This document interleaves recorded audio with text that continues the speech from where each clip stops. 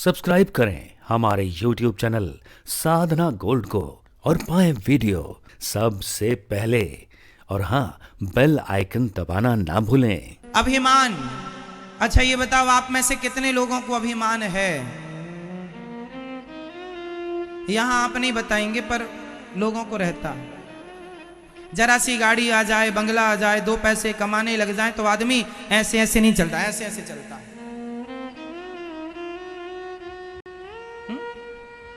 दो पैसा भगवान किसी को दे दें तो वो ऐसे चलता है। अकड़ किस बात की है भैया? याद रख सिकंदर के हौसले तो वाली थे, जब गया जमी से तो दोनों हाथ। सिकंदर बांध कर ना ले गया, तुम कितना बांध कर ले जाओगे? तुम्हारे बाप दादे कितना ले गए कि तुम ले जाओगे? इसलिए छाती अकड़ के ना रखो। भगवान ने जितना दिया है, आम का पेड़ जब फलों से भरता है ना तो वो झुकता चला जाता है, उसकी डालियां फलों से झुक जाती हैं। जिसके अंदर सज्जनता है, गहराई है संस्कारों की, वह धन पाकर और झुक जाता है, नम्र हो जाता है, सहज और सरल हो जाता। अकड़ नहीं, अकड़ झुकता वही है जिसमें जान होती है। अकड़ खास मुर्दे की पहचान होती है। अकड़ना नहीं है जीवन में। धन आ जाए तो धर्म करो, अकड़ नहीं कि गाड़ी आ गई, बंगला आ गई, आ गया, लो भैया। ये समाज में देखने को मिलता है कि यदि आपने बड़ी गाड़ी खरीद ली है ना तो पूरे गांव में हॉर्न बजा के शोर मचाते हैं कि लोग देखें कि देखो जी गाड़ी आ गई। बिना हॉर्न बजाए निकलता, भले कुत्ता ना हो सामने, हॉर्न बराबर बजाएगा, क्योंकि वो दिखाना चाहता दुनिया को, देख लो हमने गाड़ी खरीद ली है, घर बन गया है, सबको बुलाता है। जब नया घर होता है, नया घर लोग ओपनिंग करते हैं तो लोगों को बुलाते हैं। इसलिए नहीं बुलाते कि तुम आओगे तो ये होगा ना, इसलिए बुलाते हैं देख लो हमने भी बनवा लिया, हम भी कम हैं क्या तुमसे? और आदमी आजकल जब नया घर बनवाता है तो उसमें टॉयलेट पहले दिखाता है, ये देखो हमने ब्रांडेड सीट लगाई है, लाइट भी जल रही है इसके अंदर, हाथ लगाने की कोई जरूरत नहीं है, सब मशीनों से सब हो रहा है आजकल। सारा सिस्टम दिखाता, एडवांस टेक्नोलॉजी का दर्शन होता। नया घर बनाया, वो पूजा रूम बाद में दिखाएगा, टॉयलेट पहले दिखाएगा। जैसे वो वहीं बैठे, वहीं बैठ के वहीं सोएगा वो। तो आदमी घर इसलिए बना, बड़ी महंगी महंगी टाइल, बड़े महंगे महंगे ये वो इसलिए कराता है दुनिया आपको दिखाने के लिए।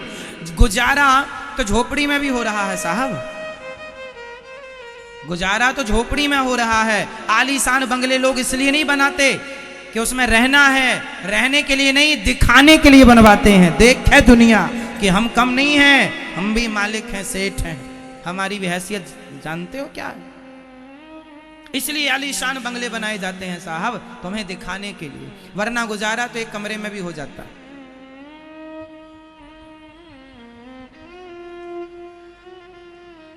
सही है? हाँ या ना?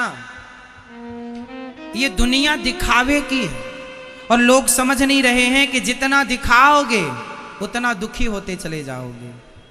समझदारी ये नहीं है कि तुम दिखाओ, जितना धन दे ईश्वर उतने सहज सरल होते चलो, जितना धन आए उतने सादे कपड़े पहनते चलो, क्योंकि ये दुनिया को पता लग जाए कि तुम ज्यादा धनी हो गए हो तो तुम्हारे खिलाफ ना जाने क्या क्या षड्यंत्र रचने लग जाएगी ये दुनिया। लोगों को पचता छोड़ी है, इसलिए सादा। इसलिए जो बनिए होते हैं ना, उनके पास बहुत पैसा होता है पर वो फटा पैजामा पहनते हैं,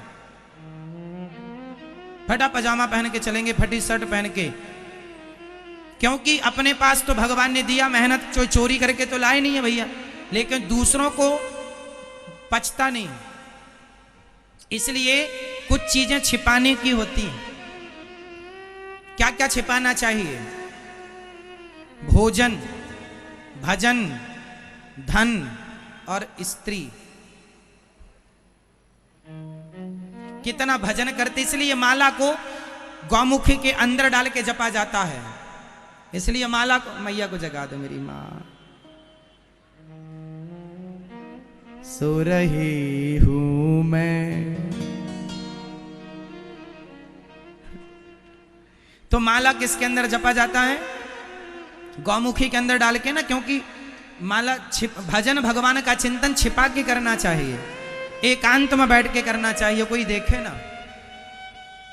भजन छिपाना, भोजन भी एकांत में किया जाता है, घर में पर्दे लगा के दरवाजा बंद करके, सड़क में खड़े होके खाना, ये तो आज की परंपरा हो गई। खड़े होके खाना, जूता पहन के खाना, ये थर्ड क्वालिटी का खाना है, उत्तम कोटि का। तो हाथ पांव धुल के बैठ के भोग लगा के भगवान जी को आसन पर बैठ के खाना चाहिए। जूते चप्पल पहन के खाना, ये तो सब राक्षसी खाना। ये कोई शादी पहले ऐसे नहीं होता था। पहले पंगत लगती थी, लोग बैठते थे, पत्तल आती थी, हाथ पांव धुल के, मेहमान है तो पांव धुल के बिठाया जाता था। हाथ पांव धुल के बैठो, भोजन करो, है न, परोसने वाला आएगा, व्यवस्थित परोसेगा, मर्यादा में थी। आजकल तो खड़े खड़े खा रहे हैं, खड़े खड़े लाइन में ऐसे लगे हैं रोटी के लिए। अरे एक तंदूरी देना, ऐसे मरते तंदूरी के लिए जैसे कभी बाप की राज में खाए नहीं है। तंदूरी दे दे, हमें तंदूरी दे दे। शादी में ऐसे जाते हैं जैसे कभी, जैसे 10 दिन के भूखे हों और वहीं खाएंगे। तो कहने का तात्पर्य यह है कि अभिमान कभी ना हो किसी चीज का। आदमी आजकल के जमाने में एक बाप अपनी बेटी का विवाह करता है, करोड़ों खर्च करता है। क्यों? इसलिए नहीं कि उसे शांति मिलेगी करोड़ों खर्च करना, इसलिए कि दुनिया देखे कि जी हम भले फटा पजामा पहनते थे पर हमारी औकात ये है। देखो जरा, शादी विवाह धूमधाम से हुई है, लड़की को ये दिया वो दिया। इसलिए आज दुनिया दिखावे में जी रही है। रियलिटी कुछ और है, दिखावा कुछ और। इसलिए मैं कहता हूं बेटियों का विवाह किया करो, ऊल जलूल खर्चा करने की जरूरत नहीं है। क्यों जी, क्या कहते हैं आप? आजकल के जमाने में शादी का कार्ड बनाते हैं लोग। मैंने सुना है 1,000 रुपए का कार्ड बनाते हैं, 2-2 हजार रुपए का एक कार्ड बनाते हैं, 5-5 हजार रुपए के भी कार्ड मिलते हैं, 10-10 हजार रुपए का भी। बड़ा बाप है तो 10,000। मुझे एक बात बताओ, आपने 10,000 रुपए का कार्ड छपवाया बेटी के विवाह में, लेकिन ये बताओ ये 10,000 का कार्ड लोग पढ़ते कितनी देर है? आपके घर शादी का कार्ड आता है किसी का, आप पढ़ते हैं? समय है आपको पढ़ने का? टांग देते हैं। व्यर्थ का पैसा गया कि नहीं? अरे सामान्य जो ठीक ठाक हो वो ले लो, बाकी जो पैसा है वो अपनी बेटी के विवाह में आप खर्च कर रहे हैं, अच्छा है। फिर भी जो पैसा बचे, आपने एक बेटी का विवाह किया ना अपनी, और इतना सारा दहेज दिया, अच्छा है दीजिए, पर 2-5 गरीब बेटियों का विवाह करा देंगे ना अपनी बेटी के नाम से, तो उनके आशीर्वाद से तुम्हारी बेटी सदा सुहागन रहेगी। दुआएं चाहिए। पैसा है तो 10,000 का, 5,000 का, 200 का लिफाफा, 1,000 का लिफाफा, क्यों? पैसे बचा के कोई गरीब परिवार की बेटी का विवाह करा दो। तुम्हारे, आप आश्चर्य मानेंगे, गरीब आदमी की बेटी का विवाह 20,000 के खर्चे में निपट जाता है। जो गांव का मजदूर है सामान्य वर्ग का, वह 20,000, 15,000 के 15,000 रुपए में उसकी पूरी बेटी का विवाह, मंडप, मायना, हल्दी, बारात सब कुछ हो जाता। 20,000 रुपए। गरीब आदमी के लिए 20,000 बहुत होता है, पर अमीर आदमी 20-20 हजार का कार्ड छपवाता है। हम भगवान करे आपके पास खूब पैसा हो, लेकिन उसका दुरुपयोग ना की। ये दुरुपयोग है। जो जरूरत है वो उचित, अनुचित। उस भगवान ने आपको धन दिया है तो आप धन के बाप मालिक ना बन जाओ कि मैं धन का ना जी। धन आपको ईश्वर ने इसलिए दिया है कि आप उस धन से धर्म करें, परोपकार करें। यदि नहीं करेंगे तो चोरी होगी, फिर अगले जन्म में भगवान कंगाल बना के भेजेंगे। दिया तो था, खाया उड़ाया, क्या किया तूने? खाया उड़ाया इसलिए नहीं मिलता पैसा मेरी माँ। धनवान बने हो मतलब जिम्मेदार बनो। ईश्वर ने आपको समाज की जिम्मेदारी दी है कि आप अपने धन से धर्म करें, समाज में सेवा करें, सबकी सेवा करें। आजकल आलम यह है कि कोई गरीब आदमी बोले कि भैया मैं रिक्शा चलाता हूँ, कुछ 200-500 रुपये रोज कमाता हूँ, पर बेटी का विवाह है, मुझे 20,000 की ज़रूरत है। तो बड़े बड़े लोग क्या कहते हैं, 20,000 तो दूंगा, 5%, 10% ब्याज लूंगा। गरीब आदमी से ब्याज क्यों लेना है साहब? रिक्शा, जब तुम्हें पता है कि वो मजदूर आदमी है, रिक्शा चलाता है, धन्ना सेठ तो है नहीं, तो उससे ब्याज क्यों? अरे उसकी बेटी का विवाह है, अपनी बेटी में करोड़ों खर्च करते हो, तो क्यों ना उसकी बेटी में 20,000 की हेल्प कर दो, पुण्य लगेगा। यही पुण्य है, यही परोपकार है। करना सीखो परोपकार, यही पुण्य साथ जाएगा। बाकी सब माल खजाना सबका रह जाएगा। तुम्हारे बाप दादे ना ले गए कुछ, ना तुम ले जाओगे। परोपकार करना सीखो, सेवा करना सीखो। सही है, सेवा किया करो। खूब धन हो आपके पास, खूब पैसा हो, परोपकार में। इसलिए ये दास अनिरुद्ध देखो ना क्या करता है। आप लोग जो सहयोग करते हैं, मैं वृद्ध माओं की सेवा करता हूं, जो मेरे से बनता है, जो ठाकुर जी ने सामर्थ्य बनाया है, जो ताकत दी है, ये दास सेवा करता है वृद्ध माओं की। जितनी बनती है, जितनी मेरी औकात है, जितनी मेरी हैसियत है, जो खाता हूं अपनी माओं को खवाता हूं। 2 पैसे दिए भगवान ने, मैं सेवा से जोड़ रहा हूं। मैं भी चाहूं तो आप लोगों की तरह गाड़ी बंगला बना के उछल कूद करने लग जाऊं, परंतु ईश्वर ने धन दिया है तो ये मेरी जिम्मेदारी है कि मैं उसका सदुपयोग करूं, वरना मुझे भी मर के 1-1 रुपए का हिसाब चुकाना पड़ेगा। मैं भी नरक नहीं जाना चाहता, मैं भी ऐसे कर्म नहीं करना चाहता कि मेरा पतन हो जाए। ये मानव कतन एक बार मिला है। ये अनिरुद्धाचार्य ये मानता है कि ये मेरा लास्ट जन्म है। अब मैं ऐसा काम करके जाऊं कि जन्म मृत्यु से बचकर सदा भगवान की शरण में चला जाऊं। अब मुझे जन्म मृत्यु के चक्र में नहीं पड़ना। यही मानव तन की सार्थकता है। इस जन्म में तो चलो वृंदावन में ठाकुर जी ने बिठाया, अगले जन्म में पता नहीं ये बुद्धि रहती है कि नहीं, ये अक्ल रहती है कि नहीं, कहाँ जाते हैं, क्या गुनाह करते हैं, भगवान जाने क्या करेंगे। इस जन्म में मिला है अवसर तो सुधार लेते हैं। बिगड़ी जन्म अनेक की सुधरे अब ही आज, हाँ ही राम को नाम जप तुलसी तज को समाज। सवार लो, ये मानव का तन फिर ना मिलेगा। यहाँ तुम बेईमानी करने नहीं आए, गाड़ी बंगला लेने नहीं आए। कर लो, गाड़ी बंगला बना भी लोगे तो उसमें तुम रहोगे कितने दिन?